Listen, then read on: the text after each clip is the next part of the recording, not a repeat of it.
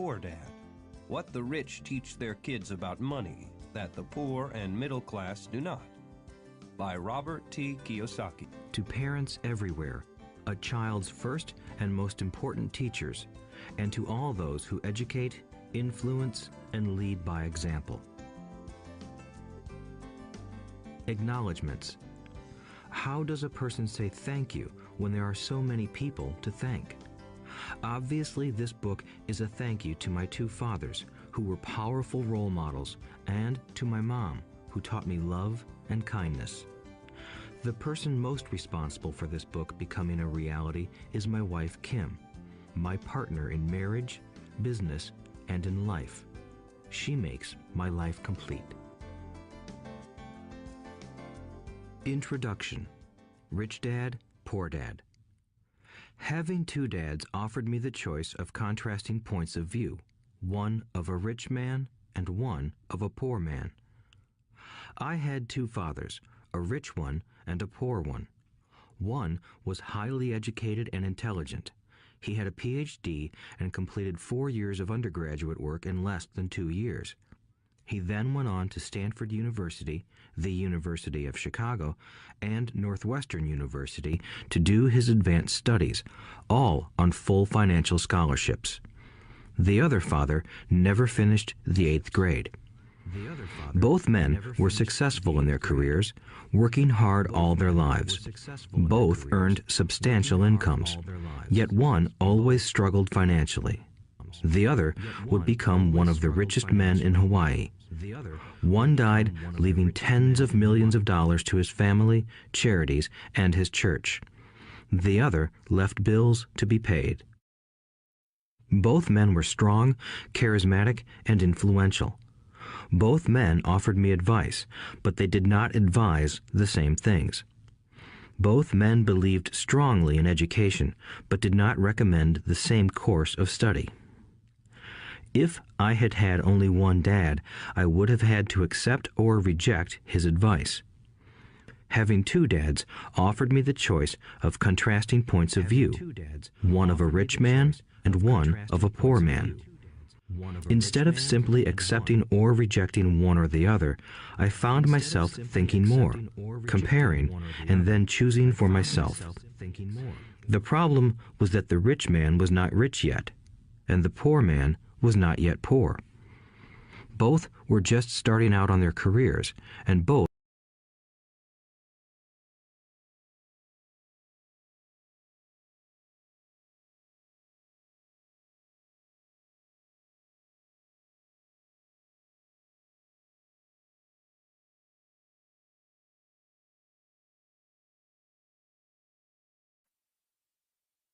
Rich Dad, Poor Dad. What the rich teach their kids about money that the poor and middle class do not. By Robert T. Kiyosaki. To parents everywhere, a child's first and most important teachers, and to all those who educate, influence, and lead by example. Acknowledgements. How does a person say thank you when there are so many people to thank? Obviously, this book is a thank you to my two fathers, who were powerful role models, and to my mom, who taught me love and kindness. The person most responsible for this book becoming a reality is my wife, Kim, my partner in marriage, business, and in life. She makes my life complete.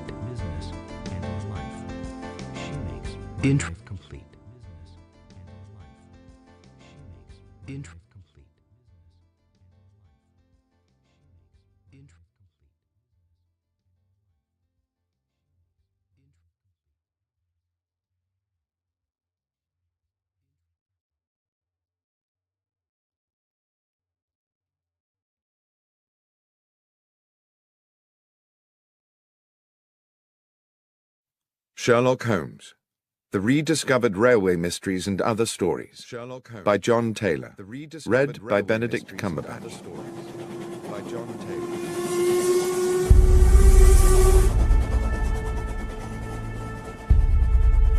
An Inscrutable Masquerade.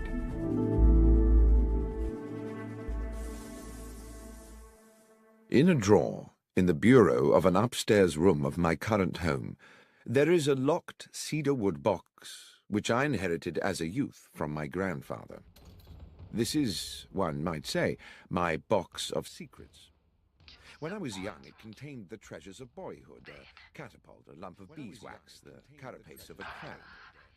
For many years since, it has been the repository of an archive, admittedly a ragged and disordered archive, a collection of notes and scribblings.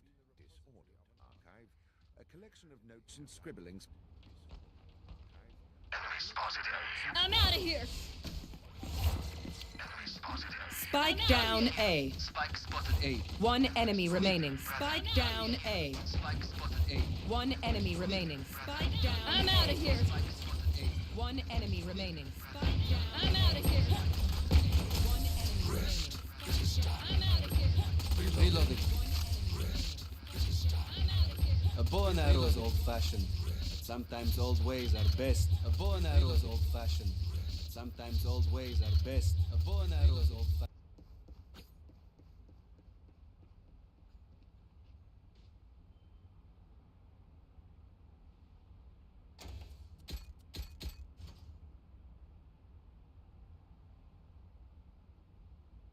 I'll find them.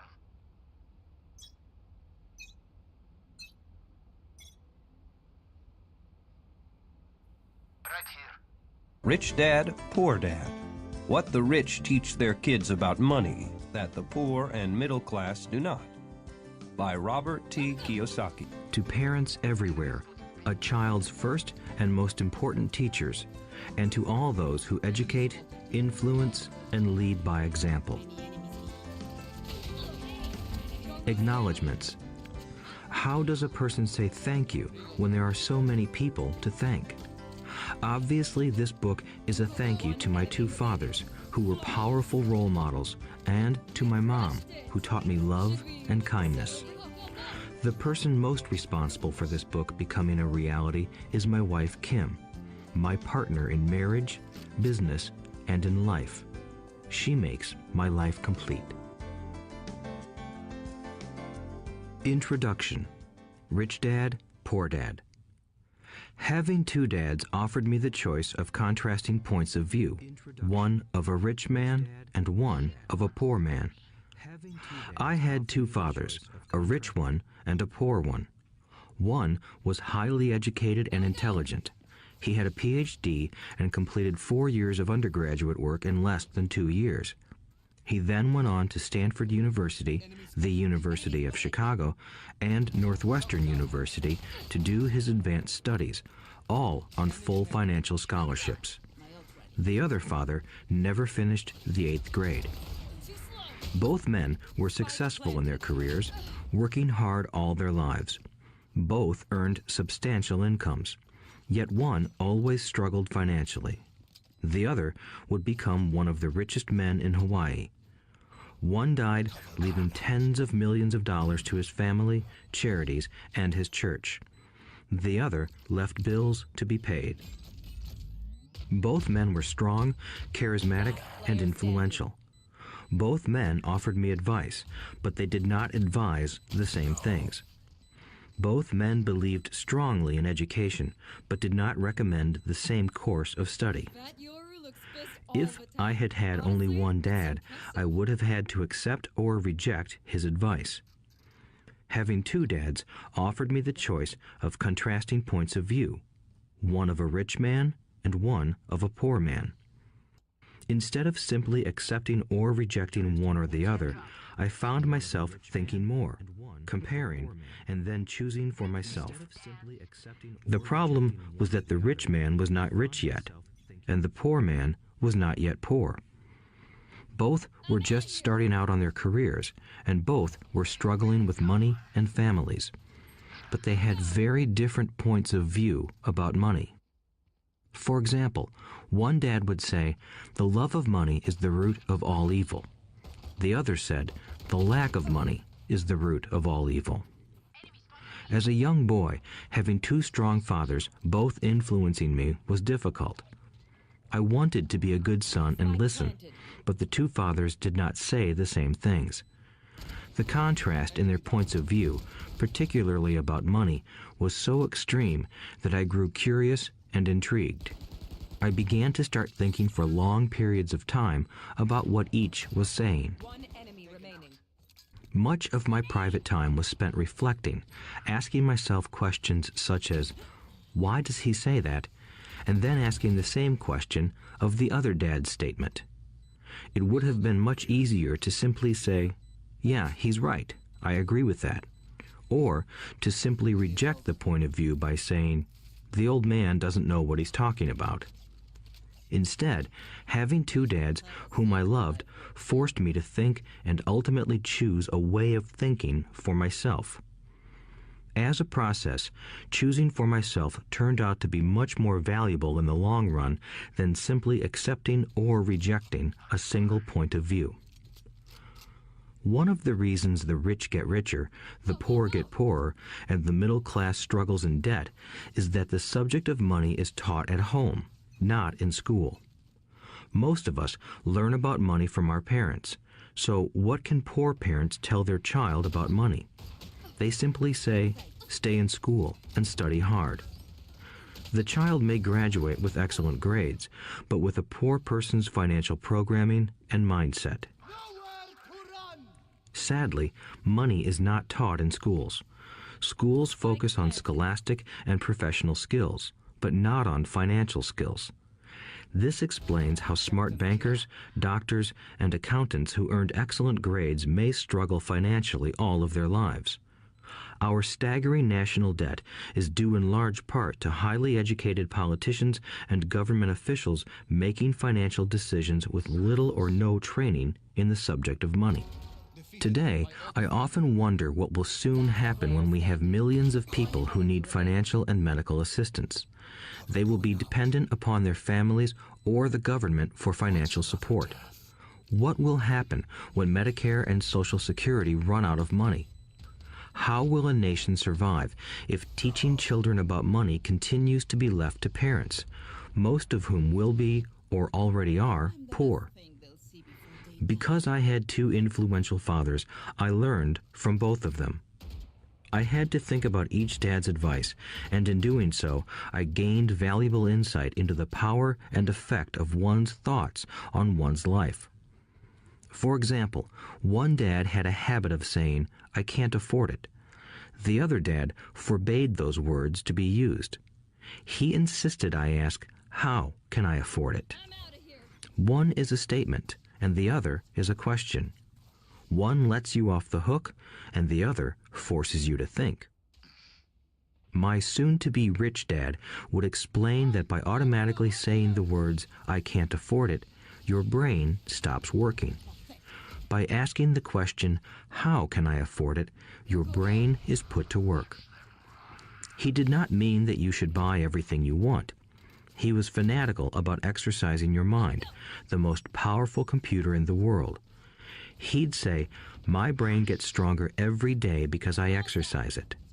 The stronger it gets, the more money I can make. He believed that automatically saying I can't afford it was a sign of mental laziness. Although both dads worked hard, I noticed that one dad had a habit of putting his brain to sleep when it came to finances, and the other had a habit of exercising his brain. The long-term result was that one dad grew stronger financially, and the other grew weaker. It is not much different from a person who goes to the gym to exercise on a regular basis versus someone who sits on the couch watching television. Proper physical exercise increases your chances for health, and proper mental exercise increases your chances for wealth. My two dads had opposing attitudes, and that affected the way they thought. One dad thought that the rich should pay more in taxes to take care of those less fortunate. The other said, taxes punish those who produce and reward those who don't produce. One dad recommended, study hard so you can find a good company to work for. The other recommended, study hard so you can find a good company to buy. One dad said, the reason I'm not rich is because I have you kids. The other said, "The reason I must be rich is because I have you kids." One encouraged talking about money and business at the dinner table, while the other forbade the subject of money to be discussed over a meal. One said, "When it comes to money, play it safe. Don't take risks." The other said, "Learn to manage risk." One believed, "Our home is our largest investment and our greatest asset." The other believed, "My house is a liability, and if your house is your largest investment, you're in trouble." Both dads paid their bills on time, yet one paid his bills first while the other paid his bills last. One dad believed in a company or the government taking care of you and your needs. He was always concerned about pay raises, retirement plans, medical benefits, sick leave, vacation days, and other perks. He was impressed with two of his uncles who joined the military and earned a retirement and entitlement package for life after 20 years of active service. He loved the idea of medical benefits and PX privileges the military provided its retirees. He also loved the tenure system available through the university. The idea of job protection for life and job benefits seemed more important at times than the job. He would often say, "I've worked hard for the government and I'm entitled to these benefits." The other believed in total financial self-reliance. He spoke out against the entitlement mentality and how it created weak and financially needy people. He was emphatic about being financially competent. One dad struggled to save a few dollars. The other created investments. One dad taught me how to write an impressive resume so I could find a good job. The other taught me how to write strong business and financial plans so I could create jobs. Being a product of two strong dads allowed me the luxury of observing the effects different thoughts have on one's life. I noticed that people really do shape their lives through their thoughts. For example, my poor dad always said, "I'll never be rich," and that prophecy became reality. My rich dad, on the other hand, always referred to himself as rich. He would say things like, "I'm a rich man and rich people don't do this."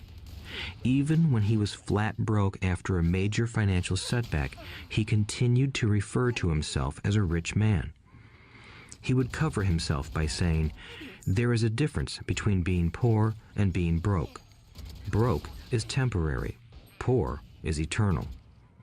My poor dad would say, "I'm not interested in money," or "money doesn't matter." My rich dad always said, "Money is power." The power of our thoughts may never be measured or appreciated, but it became obvious to me as a young boy that it was important to be aware of my thoughts and how I expressed myself. I noticed that my poor dad was poor, not because of the amount of money he earned, which was significant, but because of his thoughts and actions. As a young boy having two fathers, I became acutely aware of being careful about which thoughts I chose to adopt as my own. Should I listen to my rich dad or to my poor dad? Although both men had tremendous respect for education and learning, they disagreed about what they thought was important to learn. One wanted me to study hard, earn a degree, and get a good job to earn money.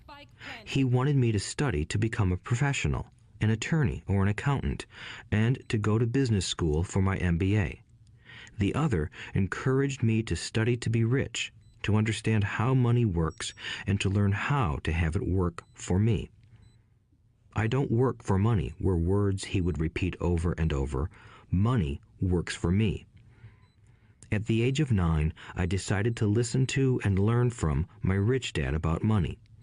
In doing so, I chose not to listen to my poor dad, even though he was the one with all the college degrees. A lesson from Robert Frost. Robert Frost is my favorite poet. Although I love many of his poems, my favorite is The Road Not Taken. I use its lesson almost daily. The road not taken. Two roads diverged in a yellow wood, and sorry I could not travel both. and be one traveler long I stood, and looked down one as far as I could, to where it bent in the undergrowth, then took the other as just as fair, and having perhaps the better claim, because it was grassy and wanted wear. Though as for that the passing there had worn them really about the same, and both that morning equally lay in leaves no step had trodden black. Oh, I kept the first for another day, yet knowing how way leads on to way, I doubted if I should ever come back. I shall be telling this with a sigh, somewhere ages and ages hence. Two roads diverged in a wood, and I took the one less traveled by, and that has made all the difference. And that has made all the difference.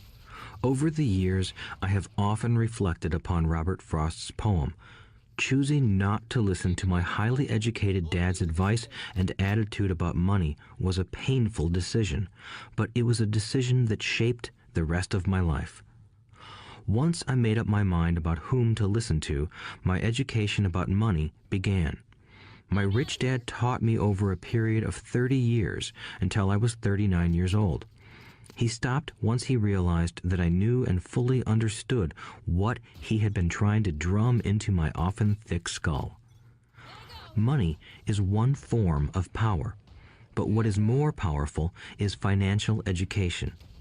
Money comes and goes, but if you have the education about how money works, you gain power over it and can begin building wealth. The reason positive thinking alone does not work is because most people went to school and never learned how money works, so they spend their lives working for money. Because I was only 9 years old when I started, the lessons my rich dad taught me were simple. And when it was all said and done, there were only 6 main lessons repeated over 30 years. This audiobook is about those 6 lessons, put as simply as possible, just as simply as my rich dad put forth those lessons to me. The lessons are meant not to be answers, but guideposts that will assist you and your children to grow wealthier no matter what happens in a world of increasing change and uncertainty. Chapter 1. Lesson 1. The rich don't work for money. The poor and the middle class work for money. The rich have money work for them. Dad, can you tell me how to get rich? My dad put down the evening paper. Why do you want to get rich, son? Because today Jimmy's mom drove up in their new Cadillac and they were going to their beach house for the weekend. He took 3 of his friends, but Mike and I weren't invited. They told us we weren't invited because we were poor kids. They did? My dad asked incredulously. Yeah, they did, I replied in a hurt tone. My dad silently shook his head, pushed his glasses up the bridge of his nose, and went back to reading the paper. I stood waiting for an answer. The year was 1956. I was 9 years old. By some twist of fate, I attended the same public school where the rich people sent their kids. We were primarily a sugar plantation town. The managers of the plantation and the other affluent people, such as doctors, business owners, and bankers, sent their children to this elementary school. After grade 6, their children were generally sent off to private schools. Because my family lived on one side of the street, I went to this school. Had I lived on the other side of the street, I would have gone to a different school with kids from families more like mine. After grade 6, these kids and I would go on to the public intermediate and high school. There was no private school for them or for me. My dad finally put down the paper. I could tell he was thinking. Well, son, he began slowly, if you want to be rich, you have to learn to make money. How do I make money? I asked. Well, use your head, son, he said, smiling. Even then, I knew that really meant, that's all I'm going to tell you, or, I don't know the answer, so don't embarrass me.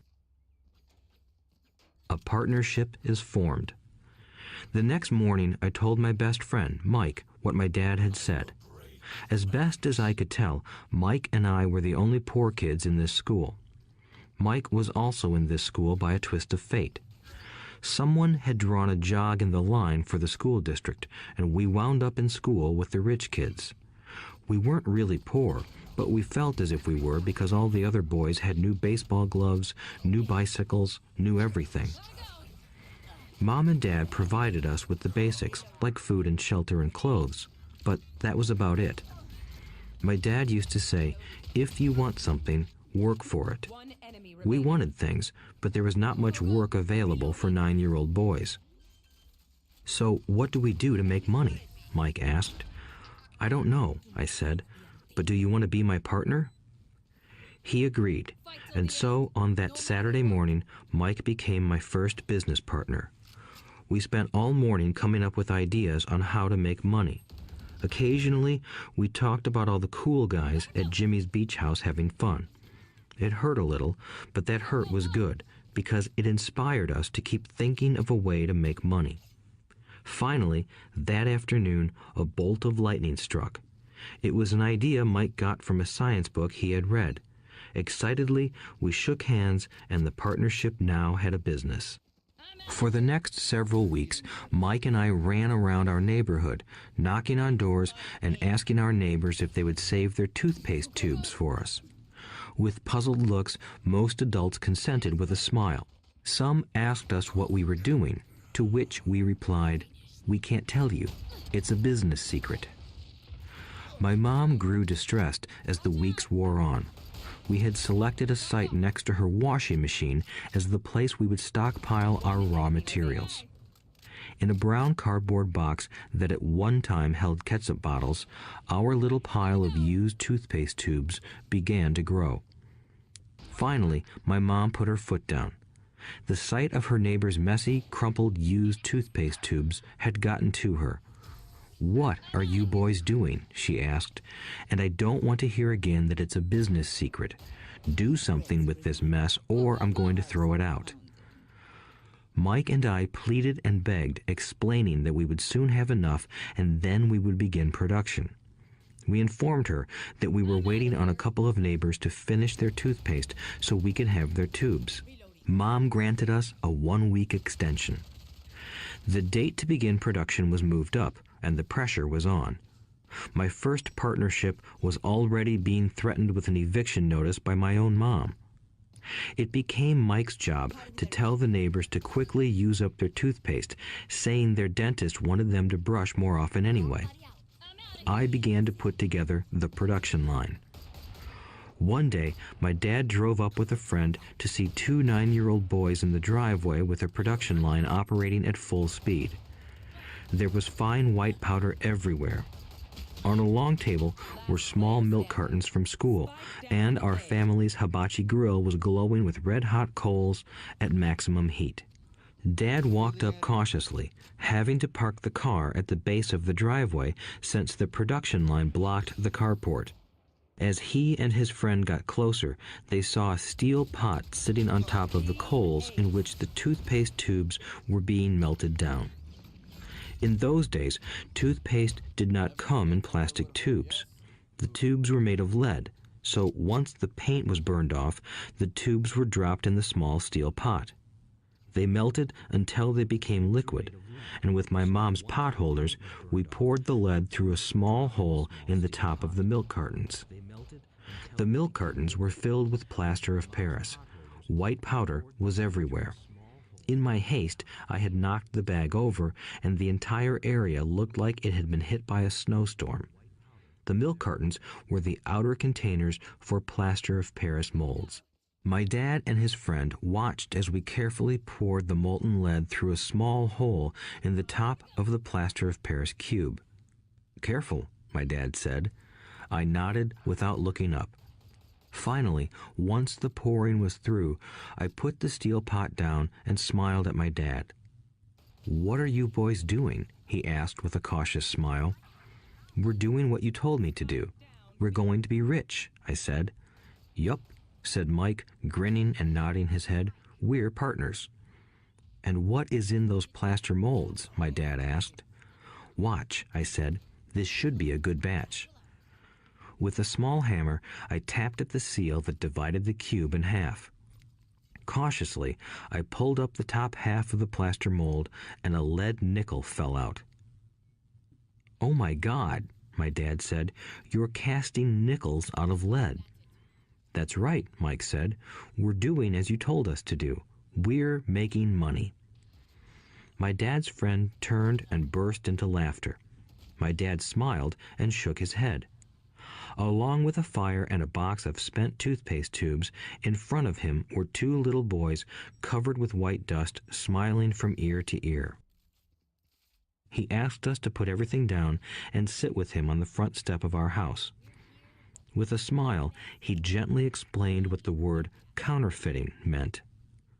Our dreams were dashed. "You mean this is illegal?"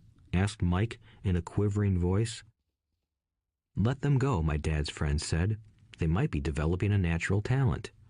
My dad glared at him. "Yes, it is illegal," my dad said gently, "but you boys have shown great creativity and original thought. Keep going. I'm really proud of you." Disappointed, Mike and I sat in silence for about 20 minutes before we began cleaning up our mess. The business was over on opening day. Sweeping the powder up, I looked at Mike and said, "I guess Jimmy and his friends are right. We are poor." My father was just leaving as I said that. "Boys," he said, "you're only poor if you give up. The most important thing is that you did something. Most people only talk and dream of getting rich. You've done something. I'm very proud of the two of you. I will say it again. Keep going. Don't quit." Mike and I stood there in silence. They were nice words, but we still did not know what to do. "So how come you're not rich, Dad?" I asked. "Because I chose to be a school teacher. School teachers really don't think about being rich. We just like to teach. I wish I could help you, but I really don't know how to make money." Mike and I turned and continued our cleanup. "I know," said my dad. "If you boys want to learn how to be rich, don't ask me. Talk to your dad, Mike." "My dad?" asked Mike with a scrunched-up face. "Yeah, your dad," repeated my dad with a smile. "Your dad and I have the same banker, and he raves about your father. He's told me several times that your father is brilliant when it comes to making money." "My dad?" Mike asked again in disbelief. "Then how come we don't have a nice car and a nice house like the rich kids at school?" "A nice car and a nice house don't necessarily mean you're rich or you know how to make money," my dad replied. "Jimmy's dad works for the sugar plantation. He's not much different from me. He works for a company and I work for the government. The company buys the car for him. The sugar company is in financial trouble, and Jimmy's dad may soon have nothing. Your dad is different, Mike. He seems to be building an empire, and I suspect in a few years he will be a very rich man." With that, Mike and I got excited again. With new vigor, we began cleaning up the mess caused by our now defunct first business. As we were cleaning, we made plans for how and when to talk to Mike's dad. The problem was that Mike's dad worked long hours and often did not come home until late. His father owned warehouses, a construction company, a chain of stores, and 3 restaurants. It was the restaurants that kept him out late. Mike caught the bus home after we had finished cleaning up. He was going to talk to his dad when he got home that night and ask him if he would teach us how to become rich. Mike promised to call as soon as he had talked to his dad, even if it was late. The phone rang at 8:30 p.m. "Okay," I said, "next Saturday." I put the phone down. Mike's dad had agreed to meet with us. On Saturday, I caught the 7:30 a.m. bus to the poor side of town. The lessons begin. Mike and I met with his dad that morning at 8 o'clock. He was already busy, having been at work for more than an hour. His construction supervisor was just leaving in his pickup truck as I walked up to his simple, small, and tidy home. Mike met me at the door. "Dad's on the phone, and he said to wait on the back porch," Mike said as he opened the door. The old wooden floor creaked as I stepped across the threshold of the aging house. There was a cheap mat just inside the door. The mat was there to hide the years of wear from countless footsteps that the floor had supported. Although clean, it needed to be replaced. I felt claustrophobic as I entered the narrow living room that was filled with old, musty, overstuffed furniture that today would be collector's items. Sitting on the couch were two women, both a little older than my mom. Across from the women sat a man in workman's clothes. He wore khaki slacks and a khaki shirt, neatly pressed but without starch, and polished work boots. He was about 10 years older than my dad. They smiled as Mike and I walked past them toward the back porch. I smiled back shyly. "Who are those people?" I asked. "Oh, they work for my dad. The older man runs his warehouses, and the women are the managers of the restaurants. And as you arrived, you saw the construction supervisor who was working on a road project about 50 miles from here. His other supervisor, who was building a track of houses, left before you got here." "Does this go on all the time?" I asked. "Not always, but quite often," said Mike, smiling as he pulled up a chair to sit down next to me. "I asked my dad if he would teach us to make money," Mike said. "Oh, and what did he say to that?" I asked with cautious curiosity. "Well, he had a funny look on his face at first, and then he said he would make us an offer." "Oh," I said, rocking my chair back against the wall. I sat there, perched on two rear legs of the chair. Mike did the same thing. "Do you know what the offer is?" I asked. "No, but we'll soon find out." Suddenly, Mike's dad burst through the rickety screen door and onto the porch. Mike and I jumped to our feet, not out of respect, but because we were startled. "Ready, boys?" he asked as he pulled up a chair to sit down with us. We nodded our heads as we pulled our chairs away from the wall to sit in front of him. He was a big man, about 6 feet tall and 200 pounds. My dad was taller, about the same weight, and 5 years older than Mike's dad. They sort of looked alike, though not of the same ethnic makeup. Maybe their energy was similar. "Mike says you want to learn to make money. Is that correct, Robert?" I nodded my head quickly, but with a little trepidation. He had a lot of power behind his words and smile. "Okay, here's my offer. I'll teach you, but I won't do it classroom style. You work for me, I'll teach you. You don't work for me, I won't teach you. I can teach you faster if you work, and I'm wasting my time if you just want to sit and listen like you do in school. That's my offer. Take it or leave it." May I ask a question first?" I asked. "No. Take it or leave it. I've got too much work to do to waste my time. If you can't make up your mind decisively, then you'll never learn to make money anyway. Opportunities come and go. Being able to know when to make quick decisions is an important skill. You have the opportunity that you asked for. School is beginning, or it's over in 10 seconds, Mike's dad said with a teasing smile. "Take it," I said. "Take it," said Mike. "Good," said Mike's dad. "Mrs. Martin will be by in 10 minutes. After I'm through with her, you'll ride with her to my superette and you can begin working. I'll pay you 10 cents an hour and you'll work 3 hours every Saturday." "But I have a softball game today," I said. Mike's dad lowered his voice to a stern tone. "Take it or leave it," he said. "I'll take it," I replied, choosing to work and learn instead of playing. 30 cents later.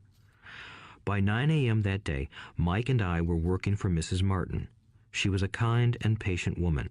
She always said that Mike and I reminded her of her 2 grown sons. Although kind, she believed in hard work and kept us moving. We spent 3 hours taking canned goods off the shelves, brushing each can with a feather duster to get the dust off, and then restacking them neatly.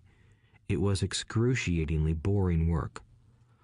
Mike's dad, whom I called my rich dad, owned 9 of these little superettes, each with a large parking lot.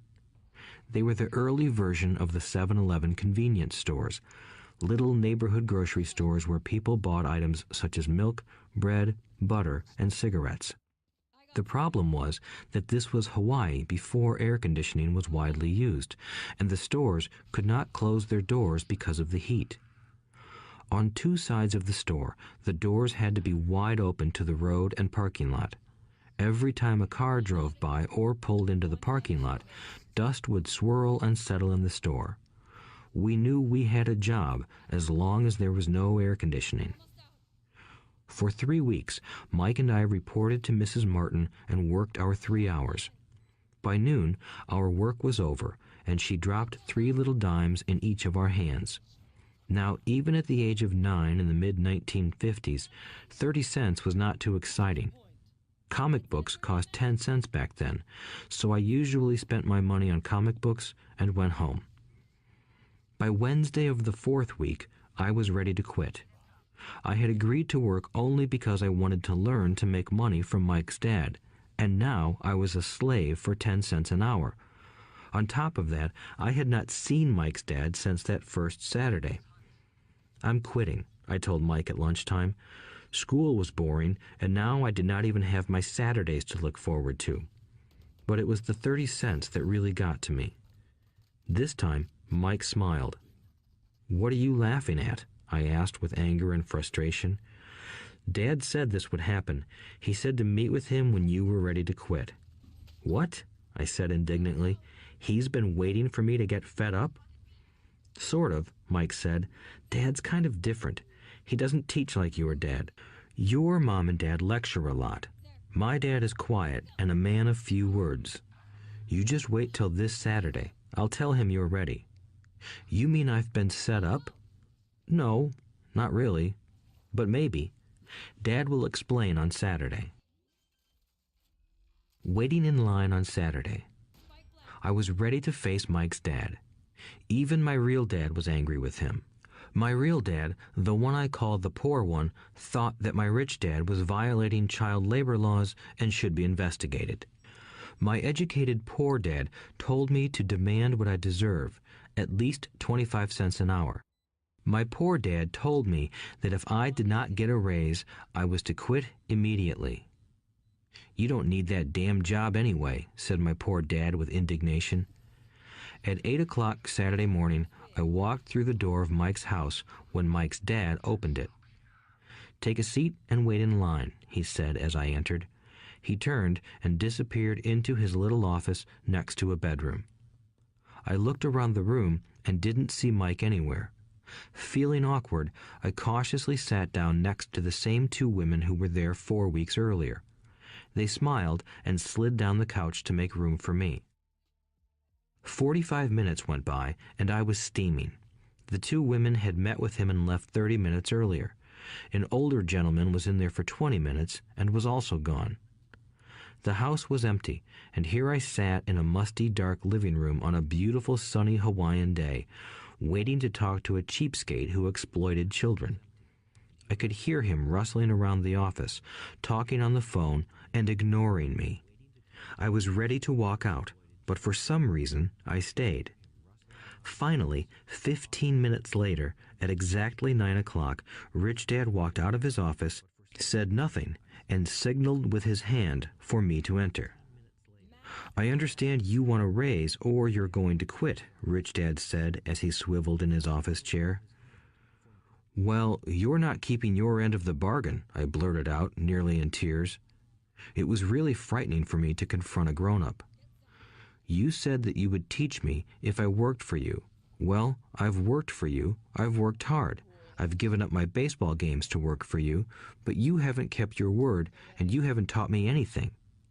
You are a crook like everyone in town thinks you are. You're greedy. You want all the money and don't take care of your employees. You made me wait and don't show me any respect. I'm only a little boy, but I deserve to be treated better." Rich Dad rocked back in his swivel chair, hands up to his chin, and stared at me. "Not bad," he said. "In less than a month, you sound like most of my employees." "What?" I asked. Not understanding what he was saying, I continued with my grievance. "I thought you were going to keep your end of the bargain and teach me. Instead, you want to torture me? That's cruel. That's really cruel.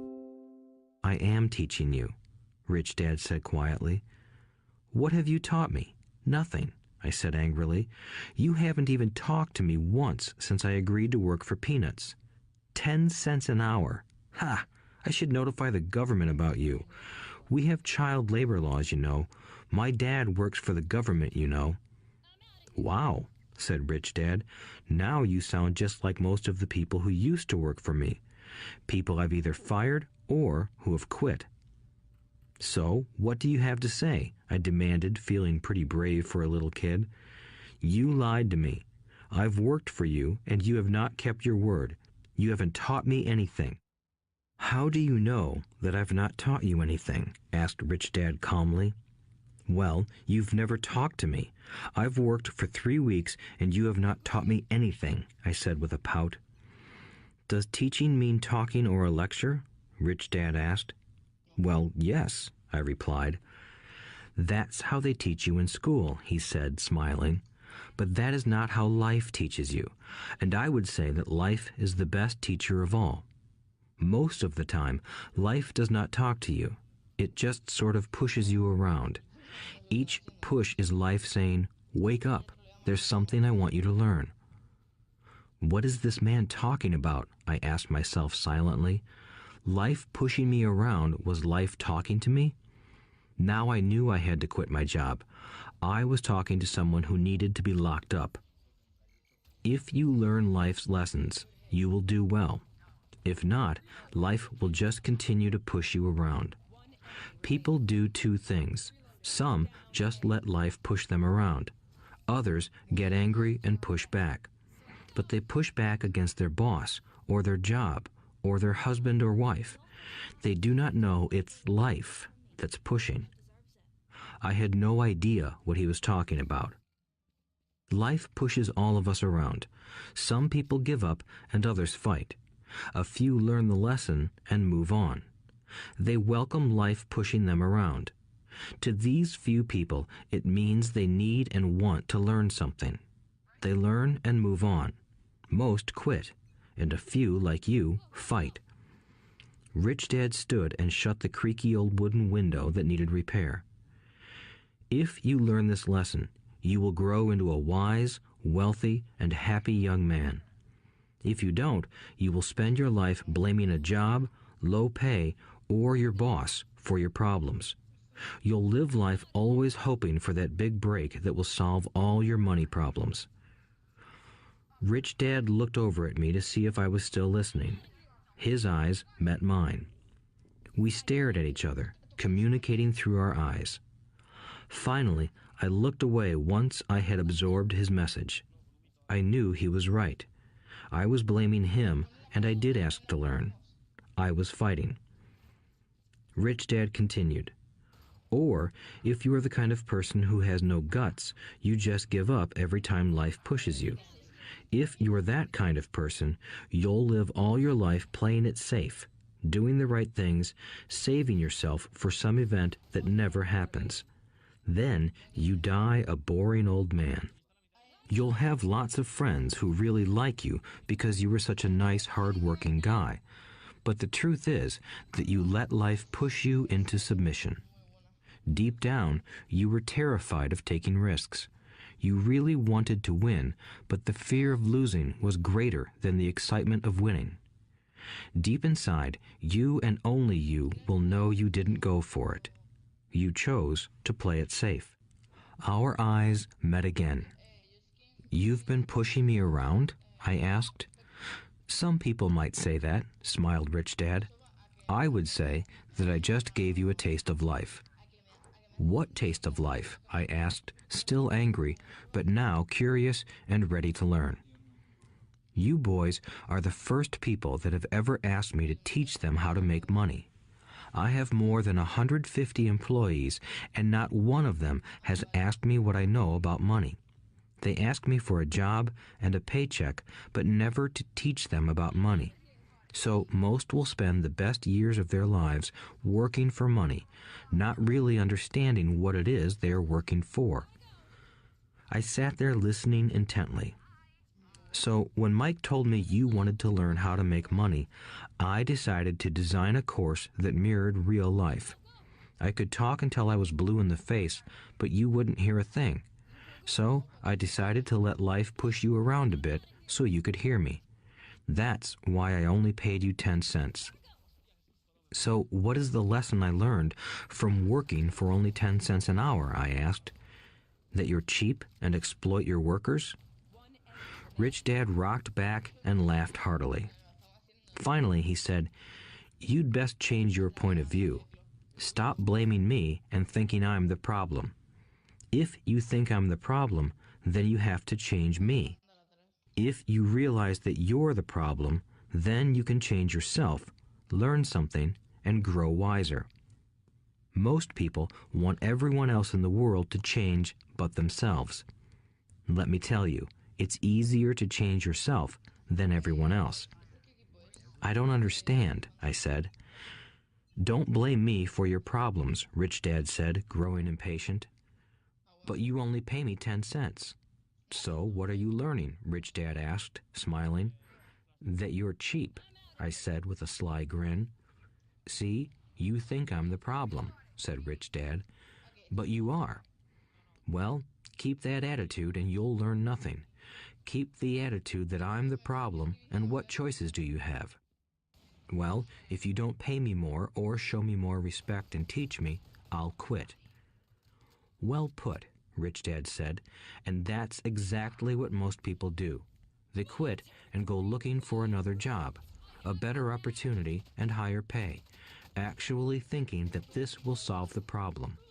In most cases, it won't." "So what should I do?" I asked. "Just take this measly 10 cents an hour and smile?" Rich Dad smiled. "That's what the other people do. But that's all they do, waiting for a raise, thinking that more money will solve their problems. Most just accept it, and some take a second job working harder, but again, accepting a small paycheck." I sat staring at the floor, beginning to understand the lesson Rich Dad was presenting. I could sense it was a taste of life. Finally, I looked up and asked, "So what will solve the problem?" "This," he said, leaning forward in his chair and tapping me gently on the head. "This stuff between your ears." It was at that moment that Rich Dad shared the pivotal point of view that separated him from his employees and my poor dad, and led him to eventually become one of the richest men in Hawaii, while my highly educated but poor dad struggled financially all his life. It was a singular point of view that made all the difference over a lifetime. Rich Dad said this point of view over and over, which I call lesson number 1. The poor and the middle class work for money. The rich have money work for them. On that bright Saturday morning, I learned a completely different point of view from what I had been taught by my poor dad. At the age of 9, I understood that both dads wanted me to learn. Both dads encouraged me to study, but not the same things.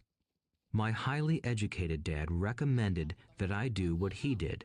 "Son, I want you to study hard, get good grades so you can find a safe, secure job with a big company, and make sure it has excellent benefits." My rich dad wanted me to learn how money works so I could make it work for me. These lessons I would learn through life with his guidance, not because of a classroom. My rich dad continued my first lesson. "I'm glad you got angry about working for 10 cents an hour. If you hadn't got angry and had simply accepted it, I would have to tell you that I could not teach you. You see, true learning takes energy, passion, and a burning desire. Anger is a big part of that formula, for passion is anger and love combined. When it comes to money, most people want to play it safe and feel secure, so passion does not direct them. Fear does." "So is that why they'll take jobs with low pay?" I asked. "Yes," said Rich Dad. "Some people say I exploit people because I don't pay as much as the sugar plantation or the government. I say the people exploit themselves. It's their fear, not mine. But don't you feel you should pay them more? I asked. I don't have to. And besides, more money will not solve their problems. Just look at your dad. He makes a lot of money, and he still can't pay his bills. Most people, given more money, only get into more debt. So that's why the 10 cents an hour, I said, smiling. It's part of the lesson. That's right, smiled Rich Dad. You see, your dad went to school and got an excellent education so he could get a high-paying job.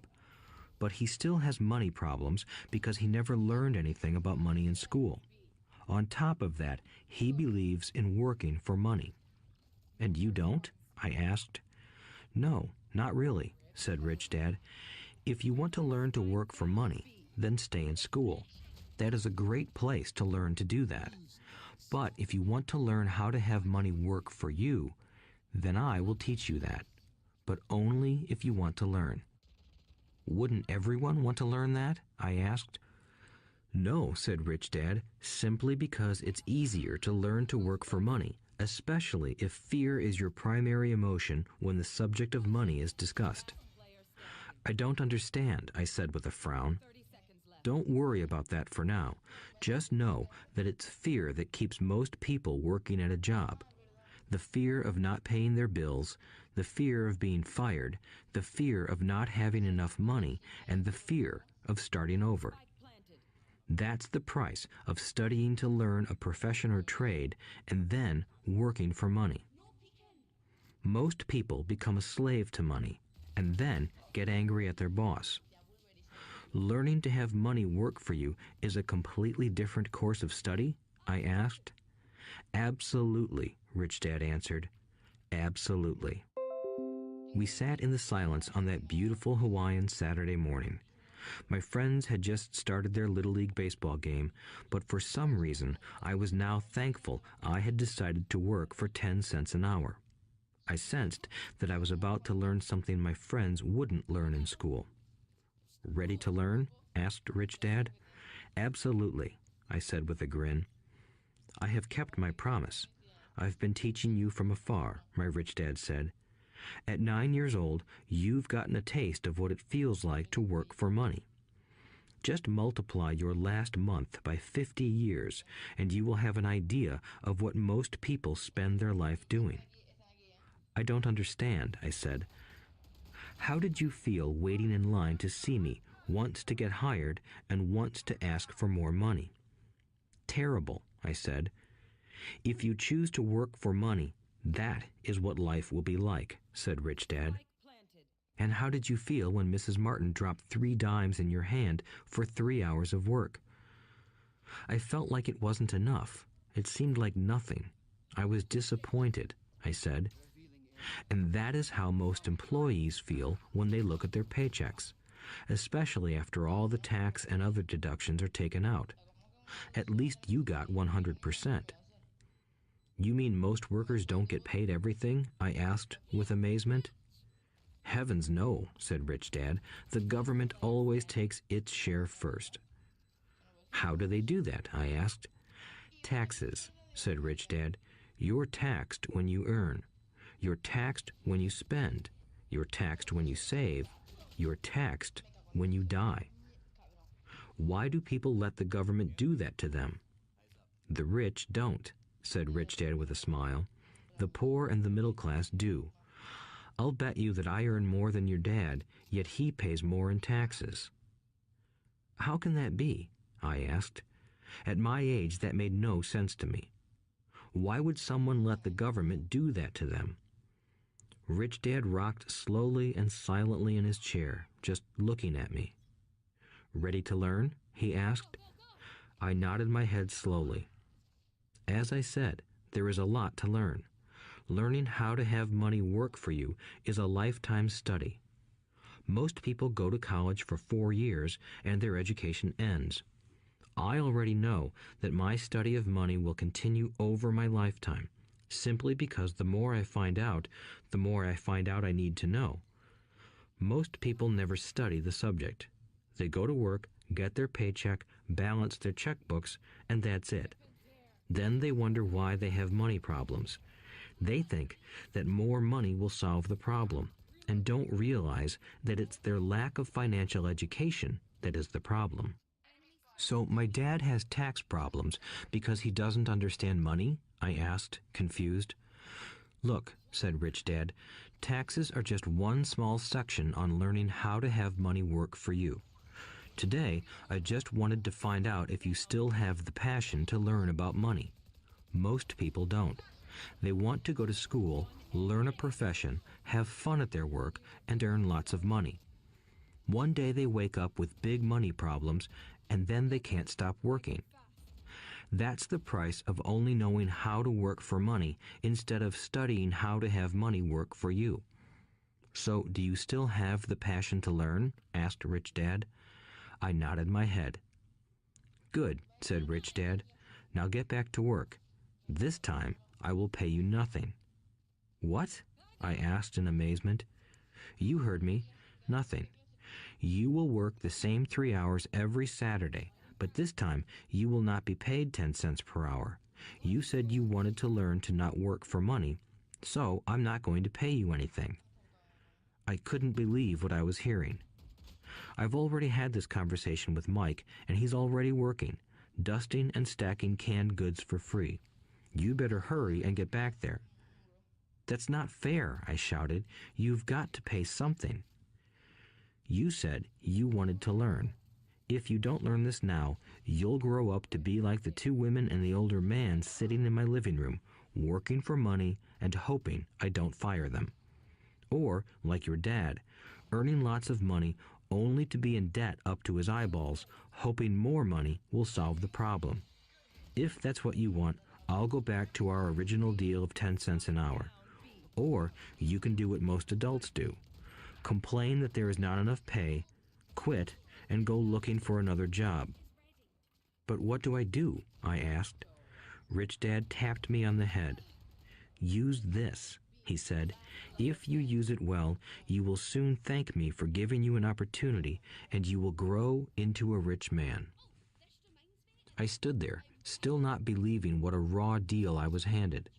I came to ask for a raise, and somehow I was instead working for nothing. Rich Dad tapped me on the head again and said, Use this. Now, get out of here and get back to work. Lesson number 1. The rich don't work for money. I didn't tell my poor dad I wasn't being paid. He wouldn't have understood, and I didn't want to try to explain something I didn't understand myself. For 3 more weeks, Mike and I worked 3 hours every Saturday for nothing. The work didn't bother me, and the routine got easier. But it was the missed baseball games and not being able to afford to buy a few comic books that got to me. Rich Dad stopped by at noon on the 3rd week. We heard his truck pull up in the parking lot and sputter when the engine was turned off. He entered the store and greeted Mrs. Martin with a hug. After finding out how things were going in the store, he reached into the ice cream freezer, pulled out 2 bars, paid for them, and signaled to Mike and me. Let's go for a walk, boys. We crossed the street, dodging a few cars, and walked across a large grassy field where a few adults were playing softball. Sitting down at a lone picnic table, he handed Mike and me the treats. How's it going, boys? Okay, Mike said. I nodded in agreement. Learn anything yet? Rich Dad asked. Mike and I looked at each other, shrugged our shoulders, and shook our heads in unison. Avoiding one of life's biggest traps. Well, you boys had better start thinking. You're staring at one of life's biggest lessons. If you learn it, you'll enjoy a life of great freedom and security. If you don't, you'll wind up like Mrs. Martin and most of the people playing softball in this park.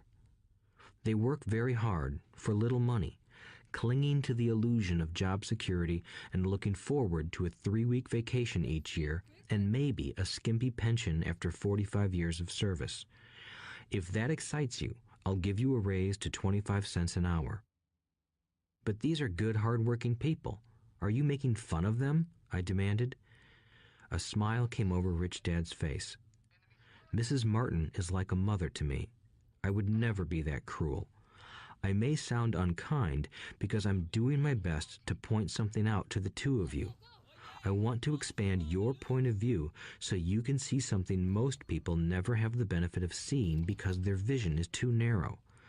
Most people never see the trap they are in. Mike and I sat there, uncertain of his message. He sounded cruel, yet we could sense he was trying to drive home a point. With a smile, Rich Dad said, "Doesn't that 25 cents an hour sound good? Doesn't it make your heart beat a little faster?" I shook my head no, but it really did. 25 cents an hour would be big bucks to me. "Okay, I'll pay you $1 an hour," Rich Dad said, with a sly grin. Now my heart started to race. My brain was screaming, "Take it, take it." I could not believe what I was hearing. Still, I said nothing. "Okay, $2 an hour." My little brain and heart nearly exploded. After all, it was 1956, and being paid $2 an hour would have made me the richest kid in the world. I couldn't imagine earning that kind of money. I wanted to say yes. I wanted the deal. I could picture a new bicycle, new baseball glove, and the adoration of my friends when I flashed some cash. On top of that, Jimmy and his rich friends could never call me poor again. But somehow, my mouth stayed shut. The ice cream had melted and was running down my hand. Rich Dad was looking at two boys staring back at him, eyes wide open and brains empty. He was testing us, and he knew there was a part of our emotions that wanted to take the deal. He understood that every person has a weak and needy part of their soul that can be bought, and he knew that every individual also had a part of their soul that was resilient and could never be bought. It was only a question of which one was stronger. "Okay, $5 an hour." Suddenly, I was silent. Something had changed. The offer was too big and ridiculous. Not many grown-ups in 1956 made more than that, but quickly my temptation disappeared and calm set in. Slowly, I turned to my left to look at Mike. He looked back at me. The part of my soul that was weak and needy was silenced. The part of me that had no price took over. I knew Mike had gotten to that point too. "Good," said Rich Dad softly. "Most people have a price, and they have a price because of human emotions named fear and greed. First, the fear of being without money motivates us to work hard, and then, once we get that paycheck, greed or desire starts us thinking about all the wonderful things money can buy. The pattern is then set." "What pattern?" I asked. "The pattern of get up, go to work, pay bills, get up, go to work, pay bills."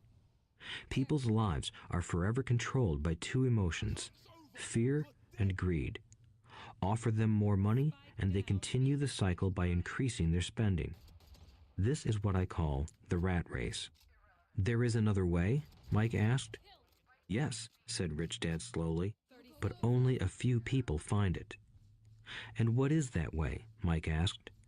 "That's what I hope you boys will learn as you work and study with me. That is why I took away all forms of pay." "Any hints?" Mike asked. "We're kind of tired of working hard, especially for nothing." "Well, the first step is telling the truth," said Rich Dad. "We haven't been lying," I said. "I did not say you were lying. I said to tell the truth," Rich Dad retorted. "The truth about what?" I asked. "How you're feeling," Rich Dad said. "You don't have to say it to anyone else. Just admit it to yourself." "You mean the people in this park, the people who work for you, Mrs. Martin, they don't do that?" I asked. "I doubt it," said Rich Dad. "Instead, they feel the fear of not having money. They don't confront it logically. They react emotionally instead of using their heads," Rich Dad said. "Then they get a few bucks in their hands, and again, the emotions of joy, desire, and greed take over. And again they react instead of think." "So their emotions control their brain," Mike said. That's correct, said Rich Dad. Instead of admitting the truth about how they feel, they react to their feelings and fail to think. They feel the fear, so they go to work, hoping that money will soothe the fear, but it doesn't. It continues to haunt them, and they return to work, hoping again that money will calm their fears, and again it doesn't.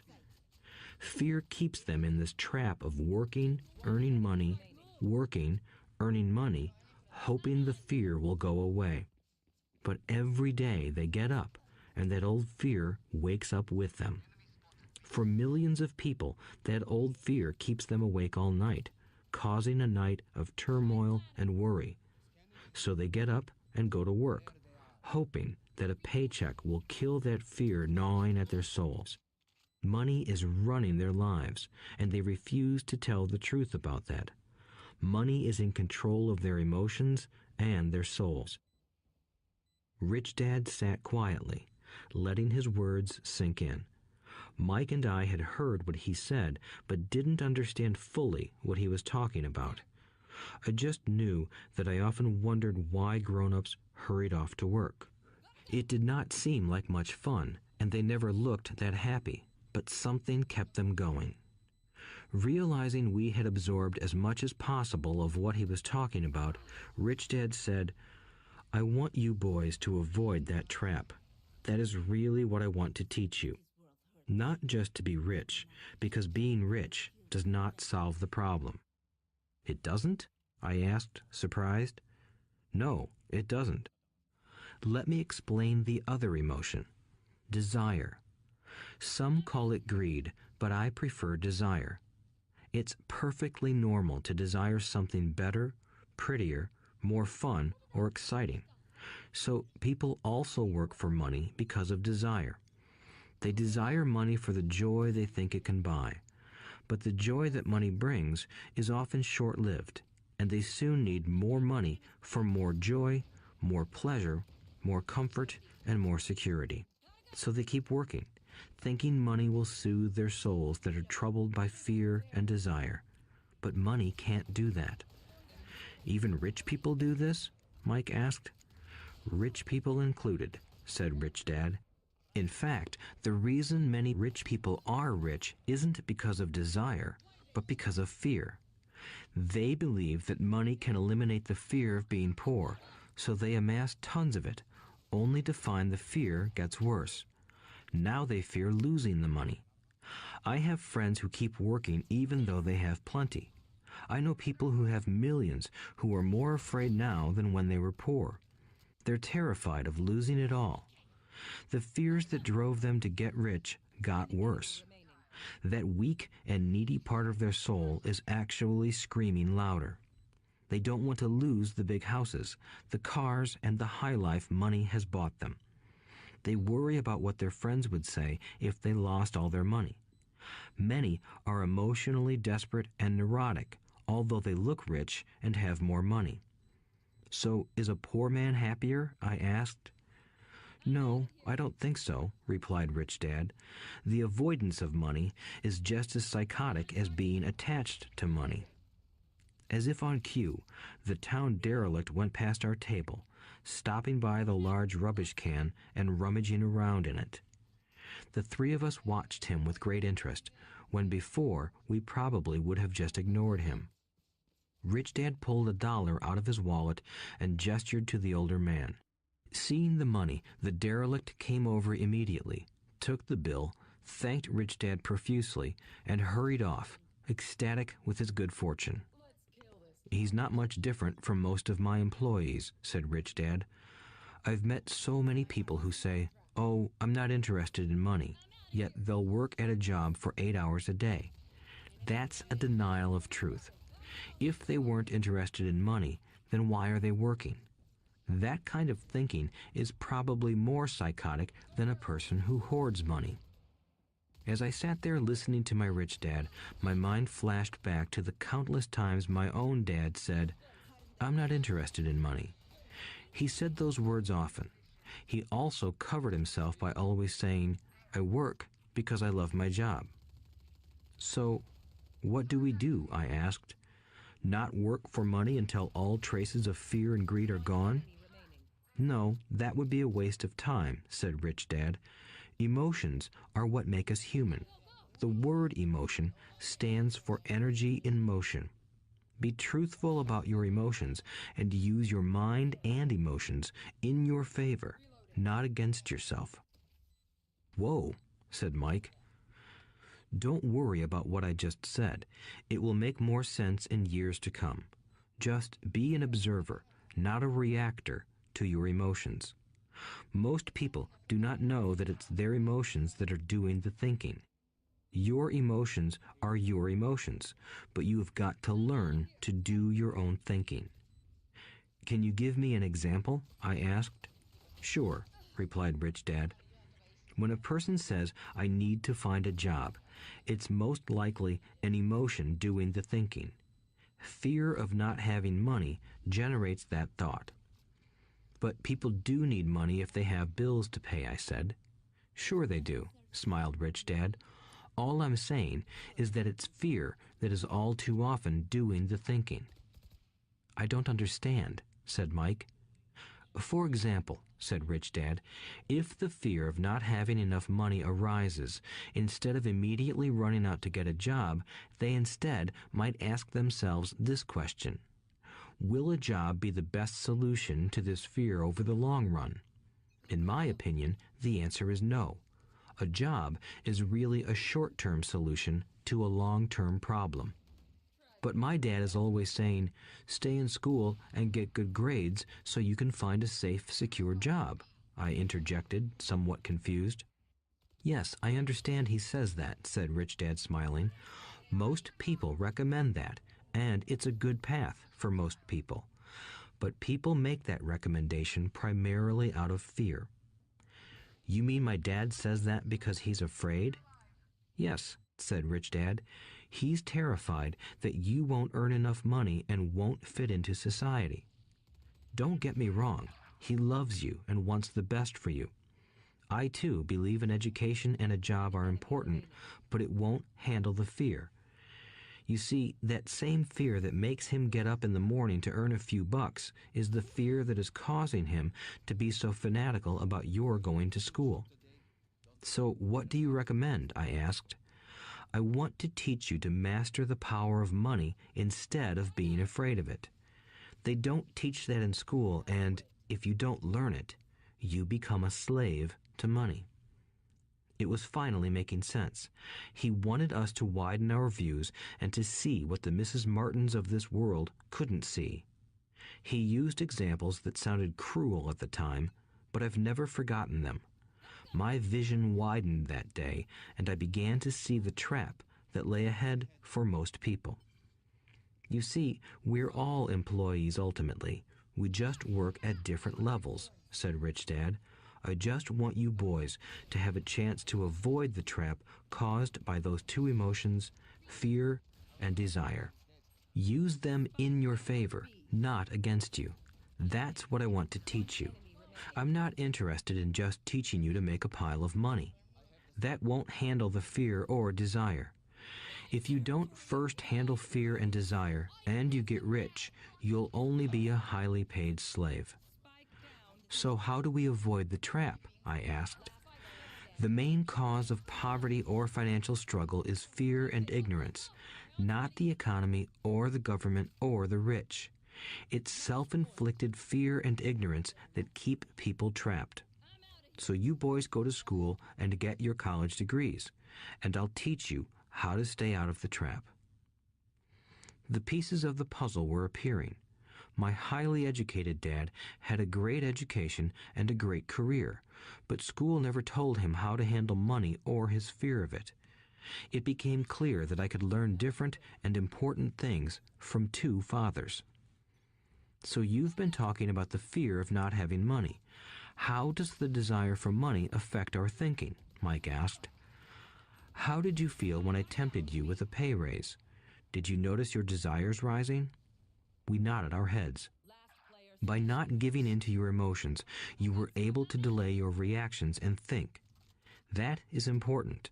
We will always have emotions of fear and greed. From here on in, it's imperative for you to use those emotions to your advantage, and for the long term to not let your emotions control your thinking. Most people use fear and greed against themselves. That's the start of ignorance. Most people live their lives chasing paychecks, pay raises, and job security because of the emotions of desire and fear, not really questioning where those emotion-driven thoughts are leading them. It's just like the picture of a donkey dragging a cart with its owner dangling a carrot just in front of its nose. The donkey's owner may be going where he wants to, but the donkey is chasing an illusion. Tomorrow, there will only be another carrot for the donkey. You mean the moment I pictured a new baseball glove, candy, and toys, that's like a carrot to a donkey? Mike asked. Yes, and as you get older, your toys get more expensive. A new car, a boat, and a big house to impress your friends, said Rich Dad with a smile. Fear pushes you out the door, and desire calls to you.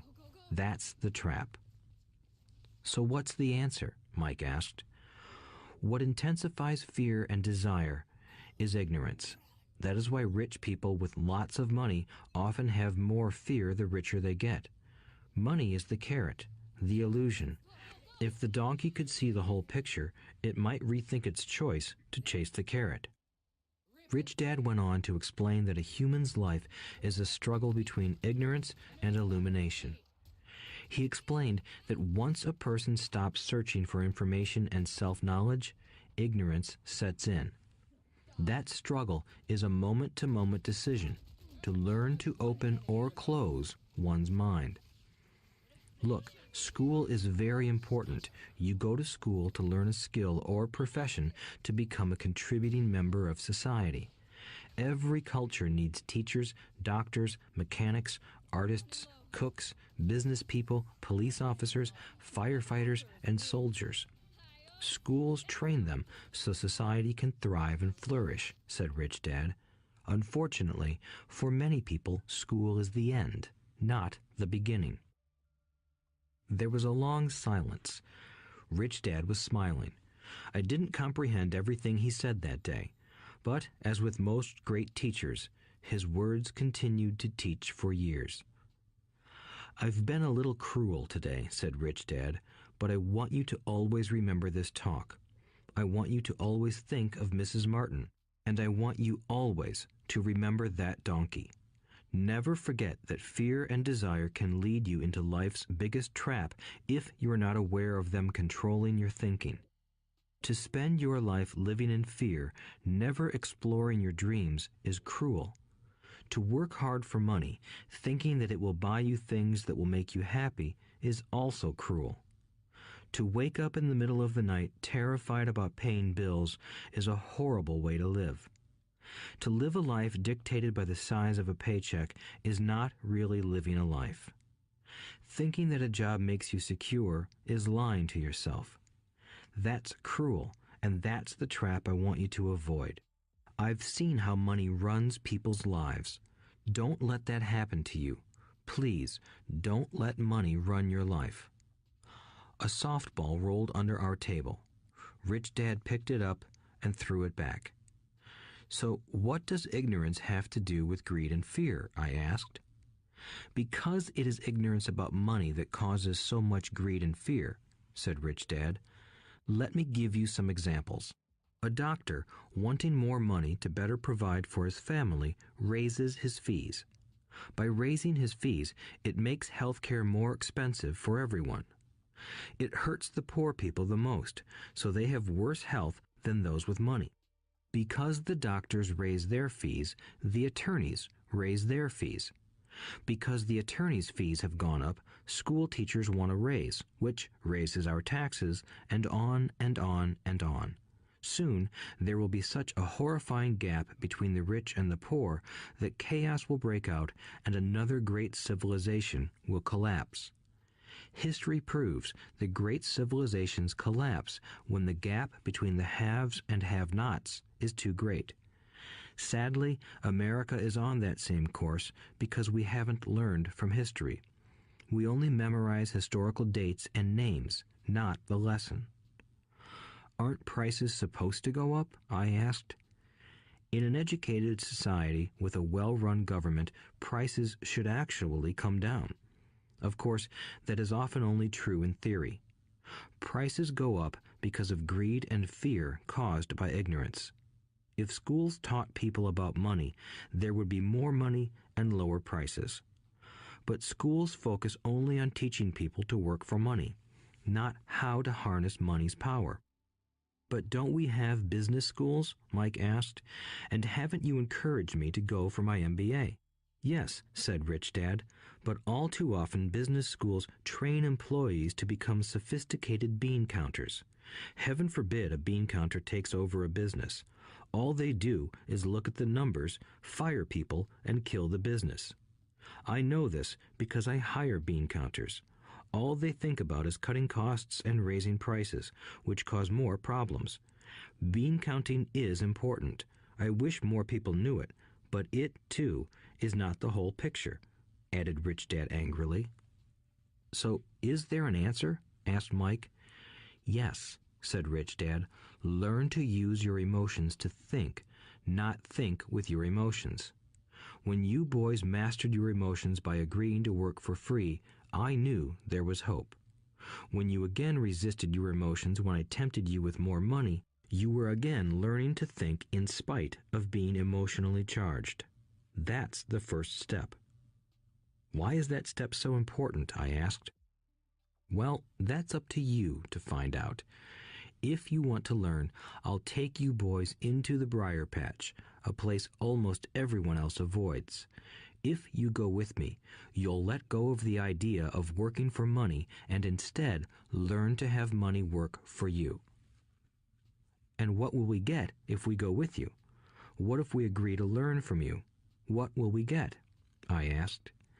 The same thing Brer Rabbit got, said Rich Dad, referring to the classic children's story. Is there a briar patch? I asked. Yes, said Rich Dad. The briar patch is our fear and greed. Confronting fear, weaknesses, and neediness by choosing our own thoughts is the way out. Choosing our thoughts? Mike asked, puzzled. Yes, choosing what we think rather than reacting to our emotions. Instead of just getting up and going to work because not having the money to pay your bills is scaring you, ask yourself, is working harder at this the best solution to this problem?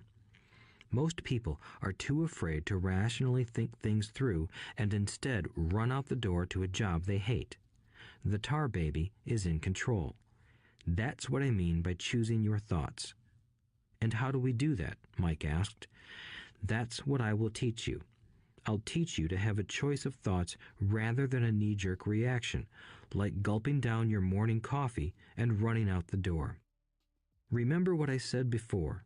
A job is only a short-term solution to a long-term problem. Most people have only one problem in mind, and it's short-term. It's the bills at the end of the month, the tar baby. Money controls their lives, or should I say the fear and ignorance about money controls it. So they do as their parents did. They get up every day and go work for money, not taking the time to ask the question, is there another way? Their emotions now control their thinking, not their heads. Can you tell the difference between emotions thinking and the head thinking? Mike asked. Oh yes, I hear it all the time, said Rich Dad. I hear things like, well, everyone has to work, or the rich are crooks, or I'll get another job, I deserve this raise, you can't push me around, or I like this job because it's secure. No one asks, is there something I'm missing here? Which would break through the emotional thought and give you time to think clearly.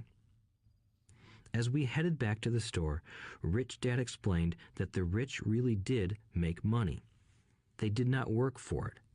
He went on to explain that when Mike and I were casting 5-cent pieces out of lead, thinking we were making money, we were very close to thinking the way the rich think. The problem was that creating money is legal for the government and banks to do, but illegal for us to do. There are legal ways to create money from nothing, he told us. Rich Dad went on to explain that the rich know that money is an illusion, truly like the carrot for the donkey. It's only out of fear and greed that the illusion of money is held together by billions of people who believe that money is real. It's not. Money is really made up. It is only because of the illusion of confidence and the ignorance of the masses that this house of cards stands. He talked about the gold standard that America was on, and that each dollar bill was actually a silver certificate. What concerned him was the rumor that we would someday go off the gold standard and our dollars would no longer be backed by something tangible. If that happens, boys, all hell will break loose. The poor, the middle class, and the ignorant will have their lives ruined simply because they will continue to believe that money is real and that the company they work for, or the government, will look after them. We really did not understand what he was saying that day, but over the years, it made more and more sense. Seeing what others miss. As he climbed into his pickup truck outside his convenience store, Rich Dad said, "Keep working, boys, but the sooner you forget about needing a paycheck, the easier your adult life will be. Keep using your brain, work for free, and soon your mind will show you ways of making money far beyond what I could ever pay you. You will see things that other people never see. Most people never see these opportunities because they're looking for money and security, so that's all they get. The moment you see one opportunity, you'll see them for the rest of your life. The moment you do that, I'll teach you something else. Learn this, and you'll avoid one of life's biggest traps." Mike and I picked up our things from the store and waved goodbye to Mrs. Martin. We went back to the park, to the same picnic bench, and spent several more hours thinking and talking. We spent the next week at school thinking and talking too. For 2 more weeks, we kept thinking, talking, and working for free. At the end of the second Saturday, I was again saying goodbye to Mrs. Martin and looking at the comic book stand with a longing gaze. The hard thing about not even getting 30 cents every Saturday was that I didn't have any money to buy comic books. Suddenly, as Mrs. Martin said goodbye to Mike and me, I saw her do something I'd never seen her do before. Mrs. Martin was cutting the front page of the comic book in half. She kept the top half of the comic book cover and threw the rest of the book into a large cardboard box. When I asked her what she did with the comic books, she said, "I throw them away. I give the top half of the cover back to the comic book distributor for credit when he brings in the new comics.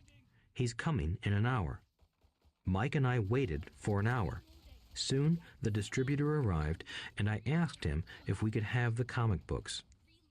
To my delight, he said, "You can have them if you work for this store and do not resell them." Remember our old business partnership? Well, Mike and I revived it. Using a spare room in Mike's basement, we began piling hundreds of comic books in that room. Soon, our comic book library was open to the public. We hired Mike's younger sister, who loved to study, to be head librarian. She charged each child 10 cents admission to the library, which was open from 2:30 p.m. to 4:30 p.m. every day after school. The customers, the children of the neighborhood, could read as many comics as they wanted in 2 hours. It was a bargain for them since a comic cost 10 cents each, and they could read 5 or 6 in 2 hours. Mike's sister would check the kids as they left to make sure they weren't borrowing any comic books. She also kept the books, logging in how many kids showed up each day, who they were, and any comments they might have. Mike and I averaged $9.50 per week over a 3-month period. We paid his sister $1 a week and allowed her to read the comics for free, which she rarely did since she was always studying. Mike and I kept our agreement by working in the store every Saturday and collecting all the comic books from the different stores. We kept our agreement to the distributor by not selling any comic books. We burned them once they got too tattered. We tried opening a branch office, but we could never quite find someone as trustworthy and dedicated as Mike's sister. At an early age, we found out how hard it was to find good staff. 3 months after the library first opened, a fight broke out in the room. Some bullies from another neighborhood pushed their way in, and Mike's dad suggested we shut down the business. So our comic book business shut down, and we stopped working on Saturdays at the convenience store. But Rich Dad was excited because he had new things he wanted to teach us.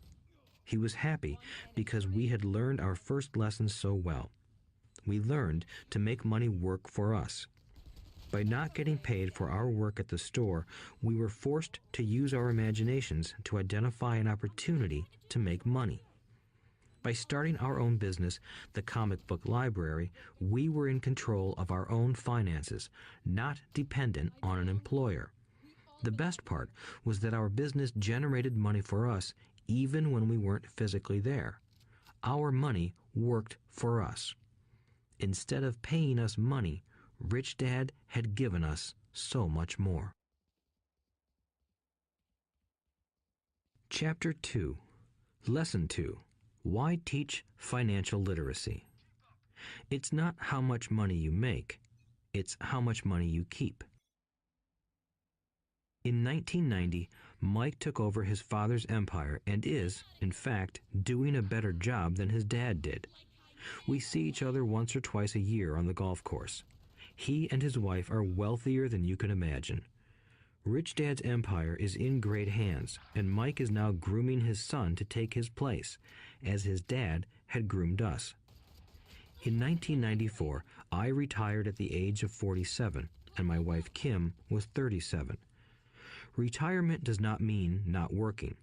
For us, it means that, barring unforeseen cataclysmic changes, we can work or not work, and our wealth grows automatically, staying ahead of inflation. Our assets are large enough to grow by themselves.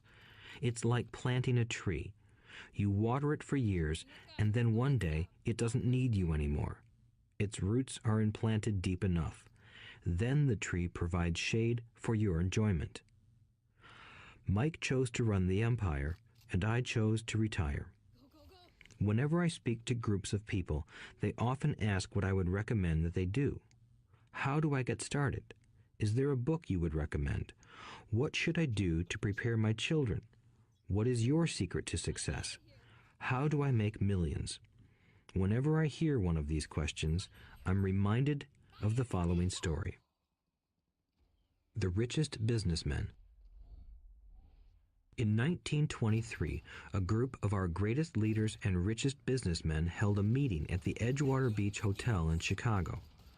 Among them were Charles Schwab, head of the largest independent steel company; Samuel Insull, president of the world's largest utility; Howard Hobson, head of the largest gas company; Ivar Kruger, president of International Match Company, one of the world's largest companies at that time; Leon Fraser, president of the Bank of International Settlements; Richard Whitney, president of the New York Stock Exchange; Arthur Cotton and Jesse Livermore, two of the biggest stock speculators; and Albert Fall, a member of President Harding's cabinet.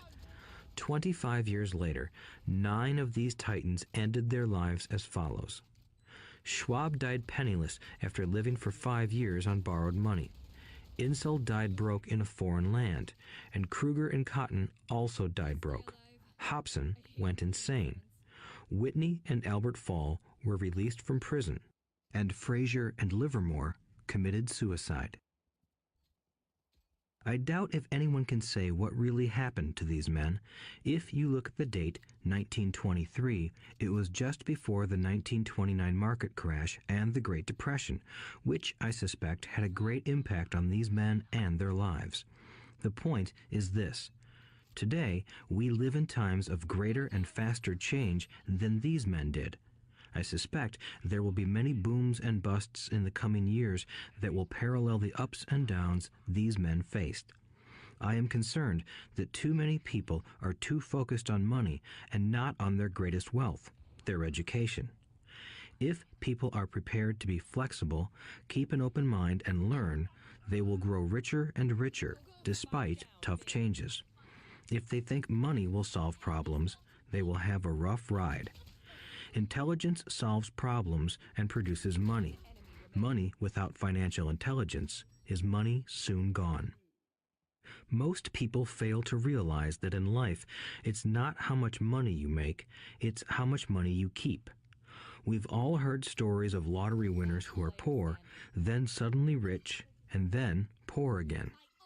They win millions, yet are soon back where they started. Or stories of professional athletes who at the age of 24 are earning millions, but are sleeping under a bridge 10 years later. 30 seconds left. I remember a story of a young basketball player who a year ago had millions. Today, at just 29, he claims his friends, attorney, and accountant took his money and he was forced to work at a car wash for minimum wage. He was fired from the car wash because he refused to take off his championship ring as he was wiping off the cars. His story made national news, and he is appealing his termination, claiming hardship and discrimination. He claims that the ring is all he has left, and if it was stripped away, he'll crumble.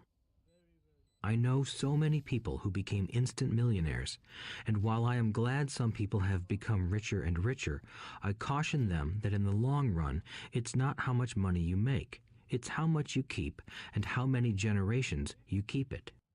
So when people ask, "Where do I get started?" or "Tell me how to get rich quick," they often are greatly disappointed with my answer.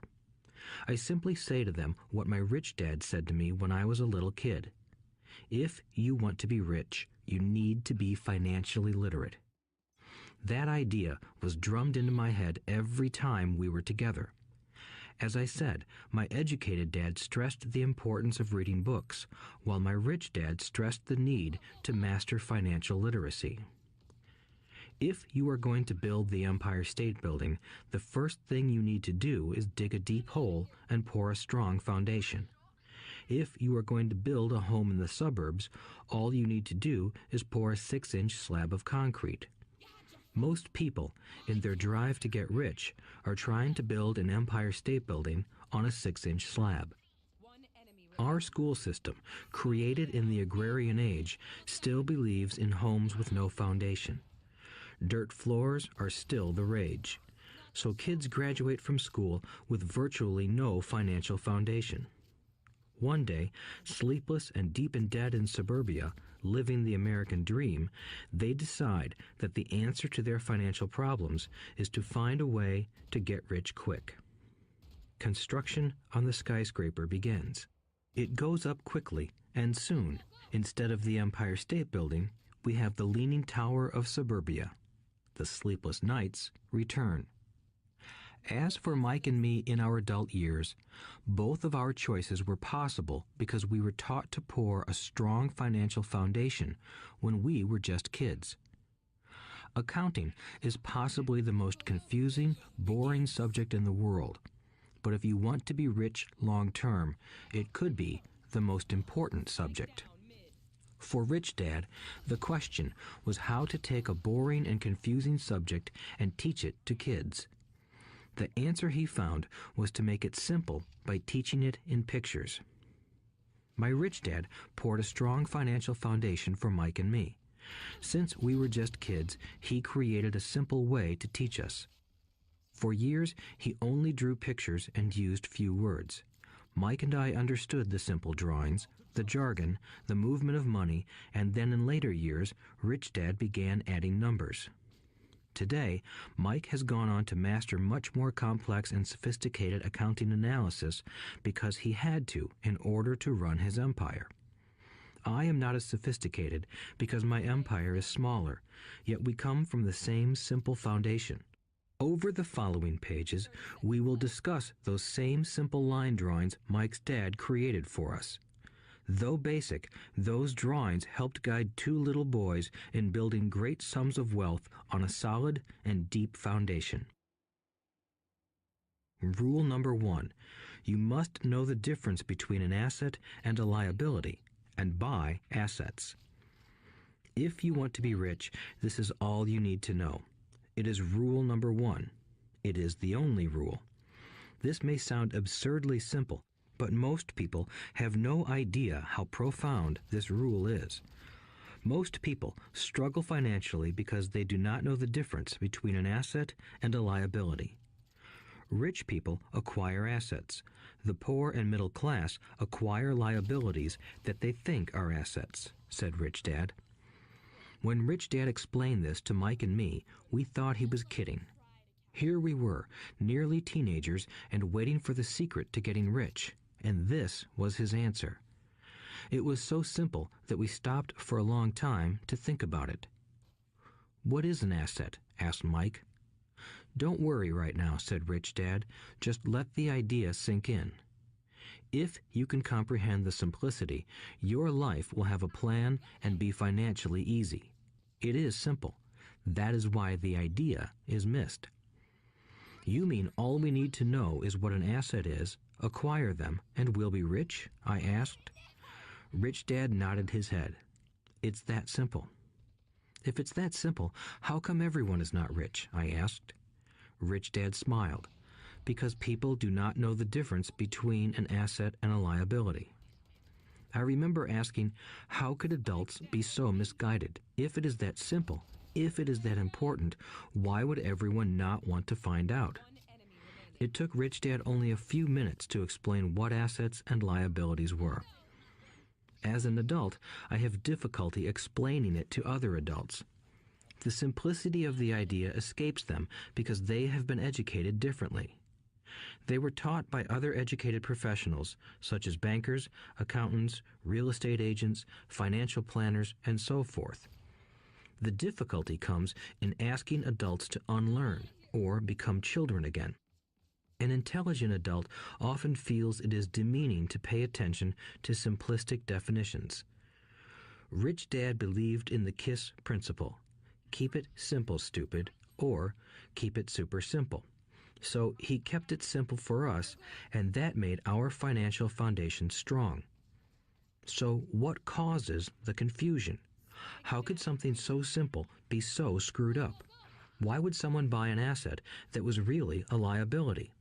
The answer is found in basic education. We focus on the word literacy and not financial literacy. What defines something to be an asset or a liability are not words. In fact, if you really want to be confused, look up the words asset and liability in the dictionary. I know the definition may sound good to a trained accountant, but for the average person, it makes no sense. But we adults are often too proud to admit that something does not make sense. To us young boys, Rich Dad said, "What defines an asset are not words, but numbers. And if you can't read the numbers, you can't tell an asset from a hole in the ground." In accounting, Rich Dad would say, it's not the numbers, but what the numbers are telling you. It's just like words. It's not the words, but the story the words are telling you. If you want to be rich, you've got to read and understand numbers. If I heard that once, I heard it 1,000 times from my Rich Dad. And I also heard the rich acquire assets and the poor and middle class acquire liabilities. Here is how to tell the difference between an asset and a liability. Most accountants and financial professionals do not agree with the definitions, but these simple drawings were the start of strong financial foundations for two young boys. An asset is something that puts money in my pocket. A liability is something that takes money out of my pocket. This is really all you need to know. If you want to be rich, simply spend your life buying assets. If you want to be poor or middle class, spend your life buying liabilities. Illiteracy, both in words and numbers, is the foundation of financial struggle. If people are having difficulties financially, there is something that they don't understand, either in words or numbers. The rich are rich because they are more literate in different areas than people who struggle financially. So if you want to be rich and maintain your wealth, it's important to be financially literate in words as well as numbers. Numbers alone mean little, just as words out of context mean little. It's the story that counts. In financial reporting, reading numbers is looking for the plot. the story of where the cash is flowing. In 80% of most families, the financial story paints a picture of hard work to get ahead. However, this effort is for naught because they spend their lives buying liabilities instead of assets. Everyone has living expenses, the need for food, shelter, and clothing. It is the cash flow that tells the story of how a person handles their money. The reason I started with the story of the richest men in America is to illustrate the flaw in believing that money will solve all problems. That is why I cringe whenever I hear people ask me how to get rich quicker or where they should start. I often hear, "I'm in debt, so I need to make more money." But more money will often not solve the problem. In fact, it may compound the problem. Money often makes obvious our tragic human flaws, putting a spotlight on what we don't know. That is why, all too often, a person who comes into a sudden windfall of cash, let's say an inheritance, a pay raise, or lottery winnings, soon returns to the same financial mess, if not worse than the mess they were in before. Money only accentuates the cash flow pattern running in your head. If your pattern is to spend everything you get, most likely an increase in cash will just result in an increase in spending. Thus the saying, "A fool and his money is one big party." I have said many times that we go to school to gain scholastic and professional skills, both of which are important. We learn to make money with our professional skills.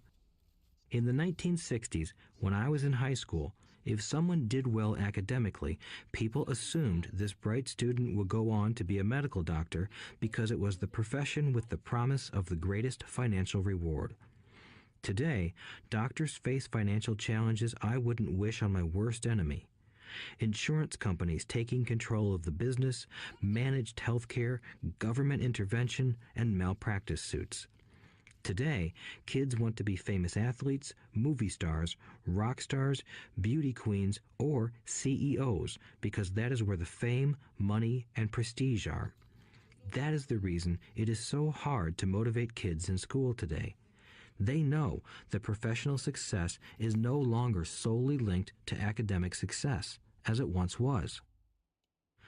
Because students leave school without financial skills, millions of educated people pursue their profession successfully, but later find themselves struggling financially.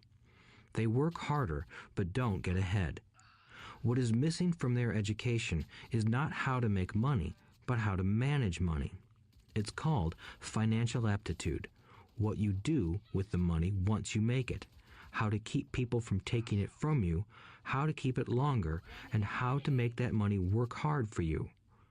Most people don't understand why they struggle financially because they don't understand cash flow. A person can be highly educated, professionally successful, and financially illiterate. These people often work harder than they need to because they learned how to work hard, but not how to have their money work hard for them.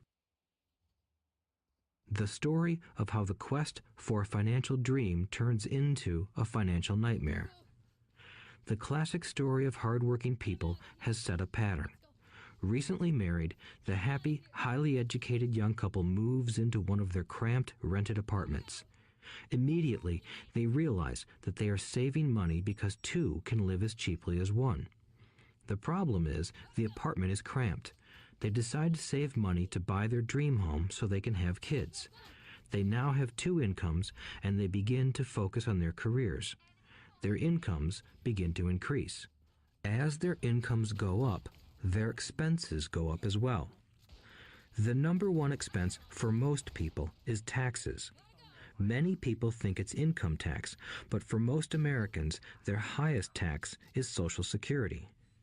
As an employee, it appears as if the Social Security tax combined with the Medicare tax rate is roughly 7.5%, but it's really 15% since the employer must match the Social Security amount. In essence, it is money the employer can't pay you.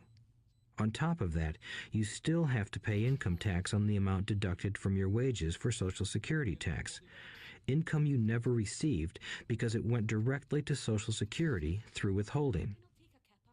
Going back to the young couple, as a result of their incomes increasing, they decide to buy the house of their dreams.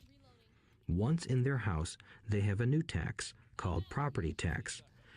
Then they buy a new car, new furniture, and new appliances to match their new house. All of a sudden, they wake up and their liabilities column is full of mortgage and credit card debt. Their liabilities go up. They're now trapped in the rat race. Pretty soon, a baby comes along and they work harder. The process repeats itself. Higher incomes cause higher taxes, also called bracket creep. A credit card comes in the mail. They use it. It maxes out. A loan company calls and says their greatest asset, their home, has appreciated in value. Because their credit is so good, the company offers a bill consolidation loan and tells them the intelligent thing to do is clear off the high-interest consumer debt by paying off their credit card.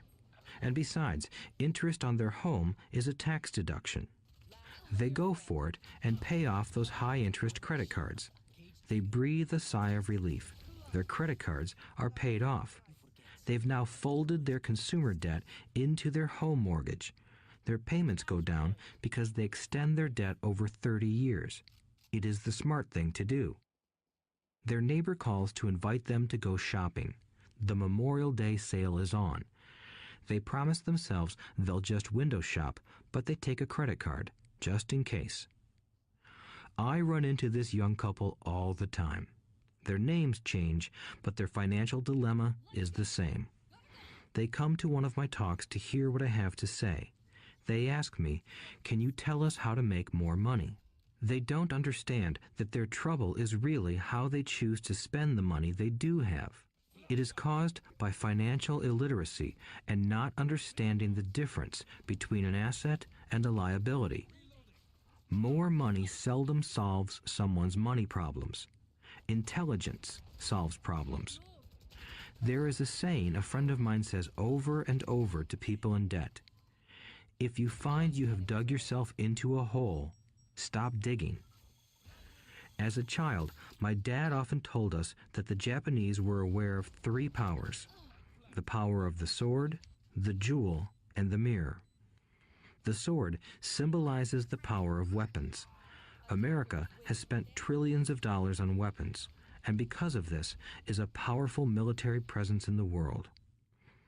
The jewel symbolizes the power of money. There is some degree of truth to the saying, "Remember the golden rule. He who has the gold makes the rules." The mirror symbolizes the power of self-knowledge.